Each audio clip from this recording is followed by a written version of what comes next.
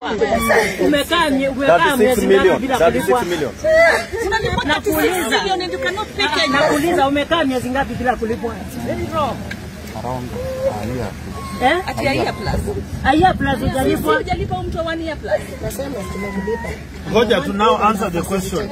When did you last pay the contract? 1 month old and I paid them yesterday. Sasa jamani, mnajua hii ni laana. Hii ni laana. Watu kulia namna hii. Niko na disabled child, niko na special child kwa nyumba. Kidogo tu mama.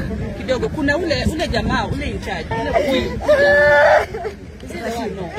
Kuna ule ametuambia ndio huyu. Si umetuambia per month Per month hiyo mtu mnalipa 13 million. Sorry, 1.3.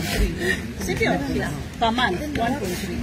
Na jana mmemlipa kama cha unaitwaje? Ile mwema na people cleaners yake ni na people cleaners. Mwema na dogo tu. Ngoja tushikilia tutasuluhisha saa hii. Haya, Ngatifu ulimlipa pesa ngapi? 23. Ayo wewe umelipa 23? ya wewe tulikuwa tunangoja. For 11 months.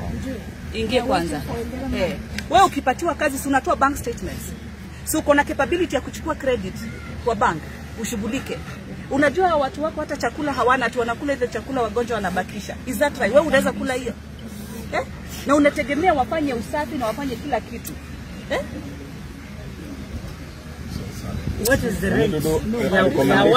What we do, because that's a message we go to the governor's office so that by earliest tomorrow you have to pay this.